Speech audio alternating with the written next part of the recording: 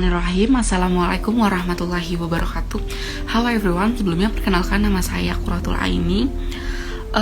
On this occasion, I will give a very interesting discussion. Jadi pada kesempatan kali ini, aku akan sedikit mengulik dan membahas tentang pembahasan yang menurut aku tuh menarik banget untuk dibahas oleh generasi-generasi milenial seperti kita.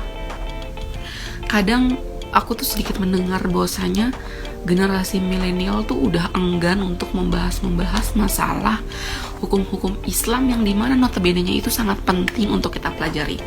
Dan adanya pembuatan video ini tuh untuk memenuhi tugas UAS pada mata kuliah manajemen wakaf.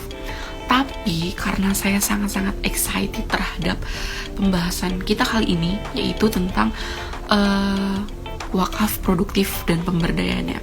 Nah, kira-kira dari teman-teman sendiri nih, udah ada yang tahu belum sih wakaf produktif dan pemberdayaannya itu seperti apa? Pengertiannya itu seperti apa?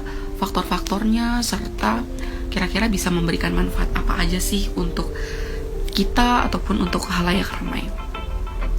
Jadi tuh di sini wakaf tuh memberikan tujuan atau manfaat faedah atas harta yang diwakafkan kepada orang yang membutuhkan, orang yang berhak, yang dimana itu bisa dipergunakan sesuai dengan syariah atau ajaran Islam, gitu teman-teman.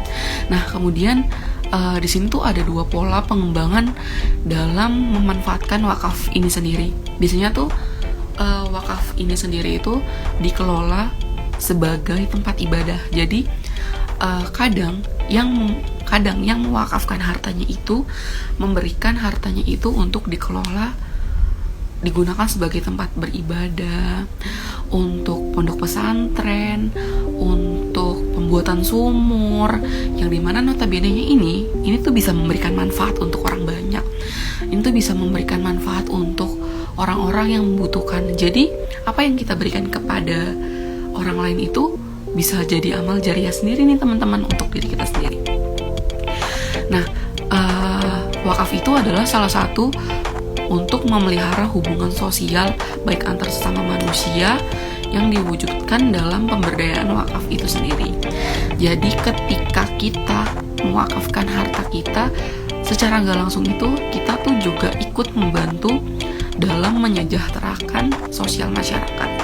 Kita juga bisa secara tidak langsung itu membantu lingkungan masyarakat yang mungkin tuh kesusahan dalam sarana itu sendiri. Contoh, ketika sebelumnya itu belum ada sumur, belum ada pondok pesantren, dan kemudian ada orang baik nih yang mewakafkan hartanya itu untuk dibangun sumur, untuk dibangun pondok pesantren, yang dimana nih ini tuh bisa kasih manfaat dan bahkan tuh amal jariahnya itu terus mengalir karena apa yang diberikan itu terus digunakan oleh orang lain untuk kebaikan itu sendiri. Nah, kira-kira teman-teman udah tahu belum sih pengertian dari wakaf itu apa?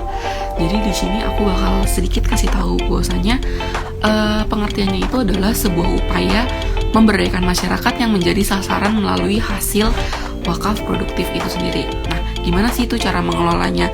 Cara mengelolanya itu adalah mengelola dalam bentuk aset. Kemudian menghasilkan surplus atau adanya tambahan-tambahan ketika wakaf itu dikelola dengan baik. Selanjutnya, memproduktifkan wakaf agar senantiasa bisa tepat sasaran. Dan selanjutnya adalah memperdayakan wakaf center. Jadi ada nih teman-teman namanya wakaf center, yang dimana ini tuh merupakan salah satu tempat yang bisa disebut salah satu tempat yang bisa memperdayakan wakaf itu secara baik dan juga tepat sasarannya.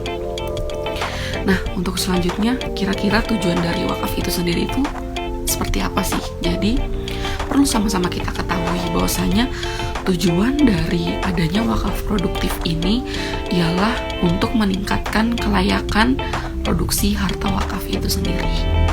Nah, selain itu bisa mencapai target ideal untuk memberikan manfaat sebesar-besarnya pada umat Islam dan juga pada lingkungan sekitar kita bagi yang membutuhkan, dan untuk melindungi pokok-pokok harta wakaf dan mengadakan pemeliharaan.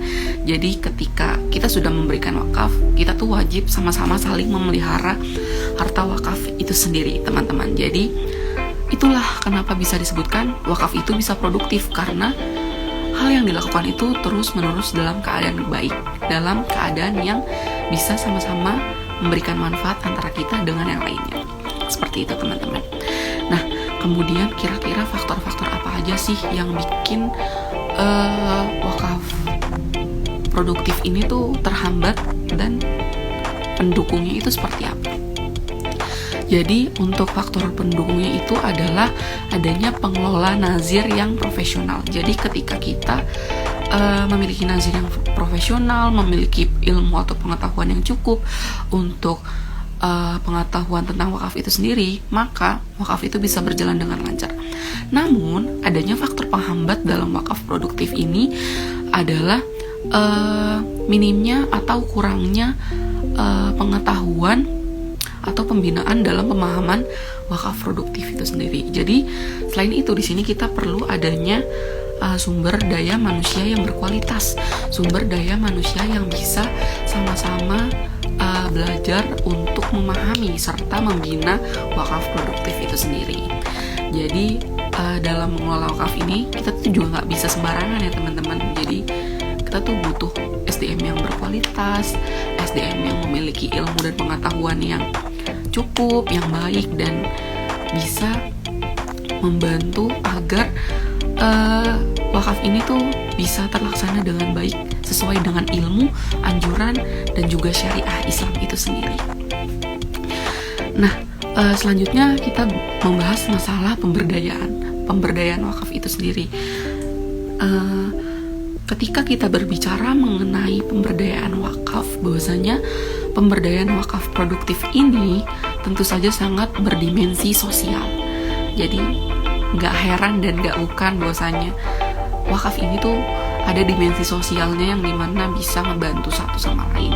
Yang dimana pada hakikatnya manusia tuh kan manusia sosial, jadi saling membutuhkan antara satu dengan yang lainnya. Nah, selain itu, ia tuh semata-mata hanya untuk memberikan manfaat dan juga kemaslahatan bagi manusia, bagi masyarakat. Kemudian yang tampak dari hal ini adalah wakaf itu pro kemanusiaan. Bahasan kita kali ini mengenai wakaf produktif serta pemberdayaannya cukup menarik kan, bahwasanya kita tuh harus jadi sumber daya manusia yang berkualitas dan memiliki ilmu pengetahuan yang cukup untuk bisa membuat wakaf itu bisa produktif dan profesional, bahkan bisa memberikan manfaat untuk kita semua, bahkan orang yang membutuhkan. Nah, cukup sekian untuk pembahasan kita kali ini. Semoga materi yang udah